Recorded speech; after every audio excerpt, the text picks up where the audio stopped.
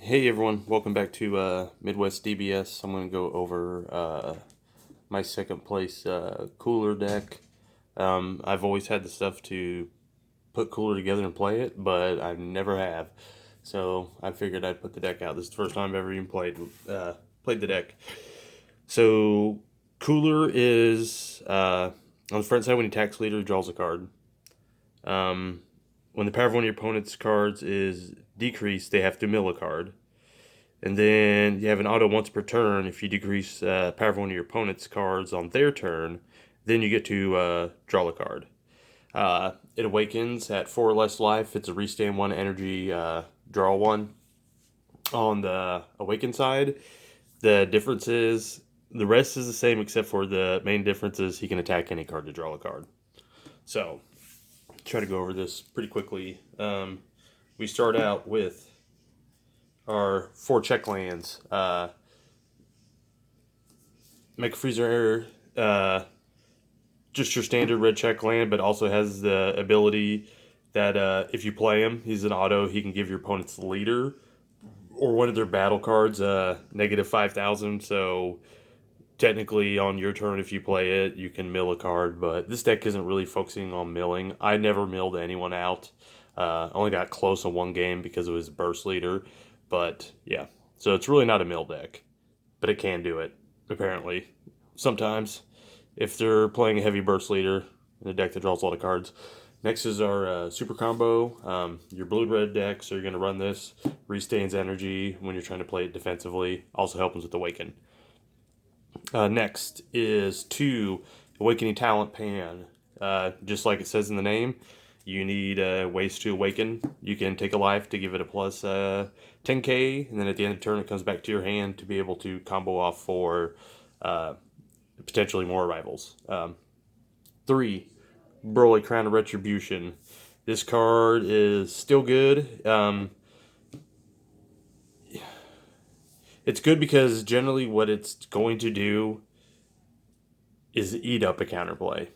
So, and then sometimes you'll get knowledge of in your opponent's hand after it eats up a counterplay.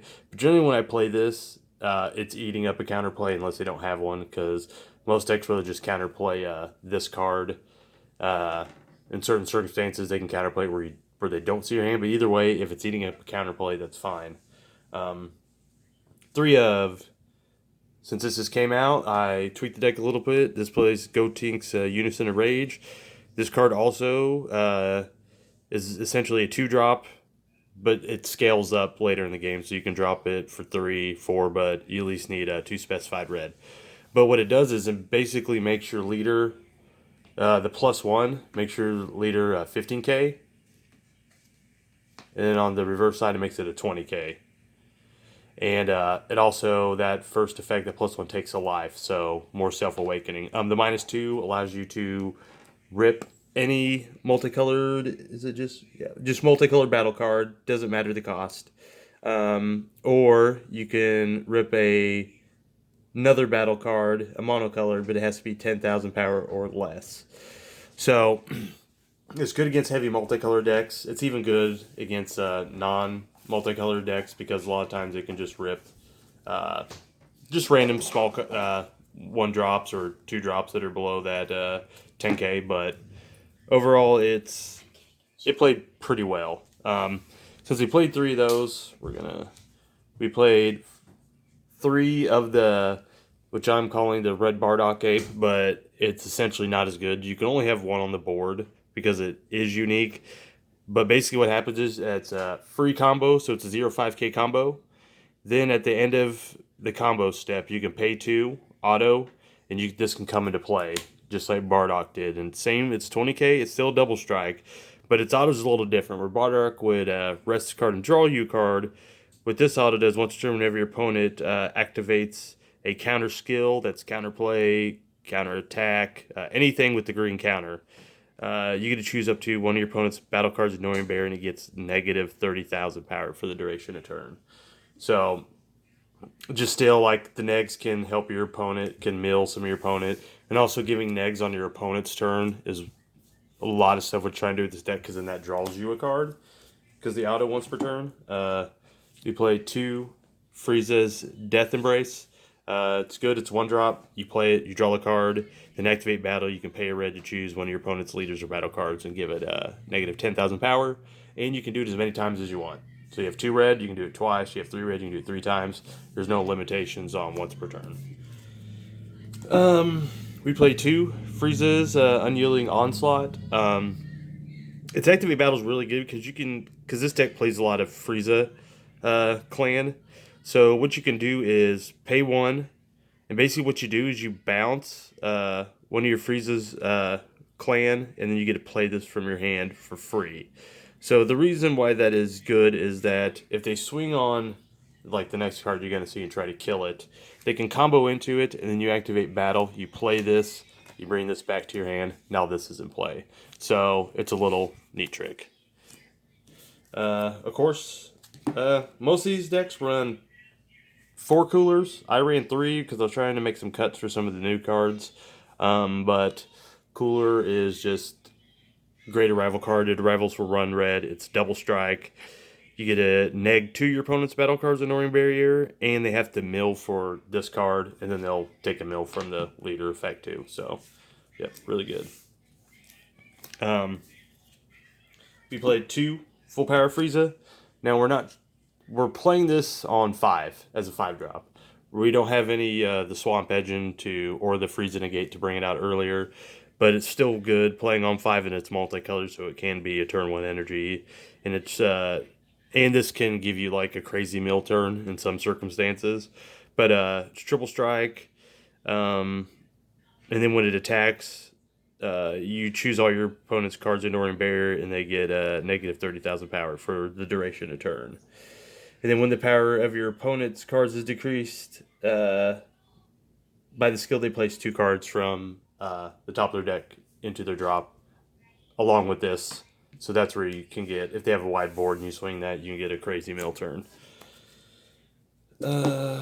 We play Hercule and Boo, Best Friends. This is another 1-cost arrival that basically can neg one of your opponent's battle cards, and it negs it 10k and it draws a card, and then at the end of turn you get to pick one of your red or blue cards besides this one and bounce it back to your hand. So, and there's no energy restriction on that. At the end of the turn, choose no energy restriction. So sometimes you can return this. You could also return this. A lot of cards that do tricky stuff on your opponent's turn are the cards you want to return, because you can just replay them and get effects. So we'll skip that one. We played 2 Son Gohan the Avenger because it's a negate that essentially costs 2. You get to choose a leader card or a battle card and gets negative 10,000 power for the duration of turn. So once again, going into negging on your opponent's turn, allowing you to draw cards that way. Catch-all, UI Goku, it's counterplay, or counterattack. You can do both. But when you play it, you get to choose one of your opponent's battle cards, Ignoring Barrier, and return it to their hand, and you get to draw a card. So this can basically catch all anything. 2,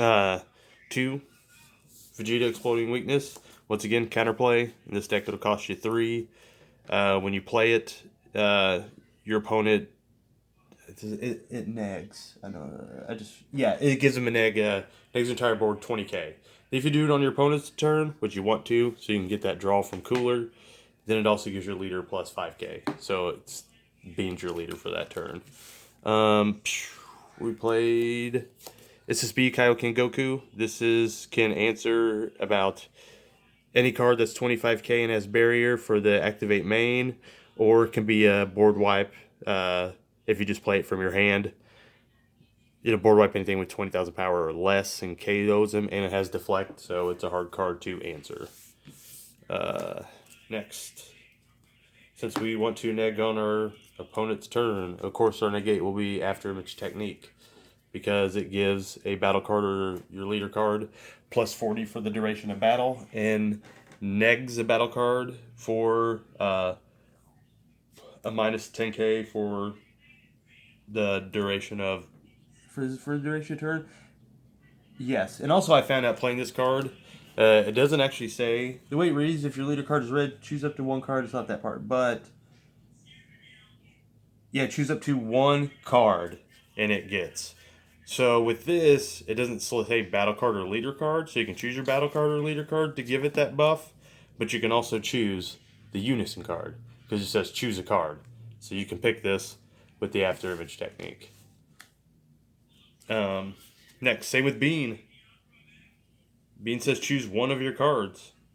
So you can Bean your leader, your Unison card, or like always one of your battle cards. And of course we're playing Bean. We're in blue. Now our one-ofs, we played one Hidden Power, East Supreme Kai, for double strike effect. If you know me, I run one of these in almost every deck because it's just like a second SCR. Allows you to essentially play two SCRs. So if one gets caught in your life and you don't see it, you might see the other one.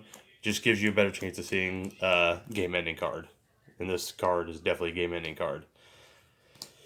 And then our SCR. This could be Black Smoke if you want to go more on the mill plan. But in this deck, I do like Freeze's Army Reborn. I like it because with the Unison card, you're getting hand knowledge. With the Broly, you're getting hand knowledge. And then this at your top end, which also can take any card. This deck can kind of snipe cards here and there. It's not like a hand-controlled deck. It doesn't eat away your opponent's hand, but it is getting hand knowledge and sniping cards here and there. And this card is, of course, Quadruple Strike. When you play it, you get to neg your opponent's board, ignore and barrier minus 40k, and then you get to pick a card in their hand and send it to the drop. So that was it for the main deck. Sideboard was okay, but let's go over to Sideboard real quick. So we played more negates, one Final Guardian. It's good. If it gets in your drop, your opponent forgets about it, and you just have a negate sitting there. It's also good to get hand control strategies. If they happen to take that card, it's not a big loss because it's just, and you can use it again. We played 3 Topo, Righteous Aid. Once again, shutting down deck set, attack a lot. Topo's a good card to have. We played, this is one of our negates. It's a multicolor card, but what it does is you get to negate the attack, then choose up to 2 of your opponent's leader cards and or battle cards. They get minus 10,000 power duration turn. Since it's a negate, it will be negated on its for your opponent's turn. So technically you can choose 2 different targets, allowing your cooler to mill twice, and then you also get to draw a card. 1 Dirty Burst. It's kind of like Mafuba, but it basically can stop. It's good because it can stop the attack of a lot of the ultimate cards. So we wanted access to something that can stop a lot. More hate for cards with barrier that cease to exist. It's never dead because it can technically combo for 5k. Activate battle, but to activate man, you get to choose 2 cards. Give them negative 25k for the duration of turn, and also ignores barrier doing so. We are in red, so we do want access to this somewhere in our list. It's in our Sideboard, Denial of Hope. Still a great counterplay. Just because I didn't know, I played the 4th copies in the board. For matchups I wanted to see either or more. Also played Fu. Dimensional Banisher Fu. Still good, because essentially will cost you 1. Has double strike. And you get to choose one of your opponent's battle cards and send it to Warp. And then 1 more counterplay, which is basically, essentially, this costs 2 as long as you have a multicolor card in your energy, which this deck always does. And then you get to choose up to 1 of your opponent's battle cards. It gets negative 10,000 power. And then you choose another of your opponent's battle cards. It gets negative 5,000 power. You can choose the same power for the same card for both effects. But this can generate mill and the card draw from the cooler because you're doing it on your opponent's turn. And so overall, I got second. The only deck I lost to was actually a deck that I put previously in the channel, which is that blue-green Herudegarn hand control. It was like, what do you do with all your Piccolo cards now that Piccolo's been errated? So actually, I lent that deck to my buddy, and he beat me, so he got first. So It still felt good because I got second with this deck, and the other deck I built basically got first. So overall, I'll take it as a moral victory, but that's all I got for you guys. Thanks.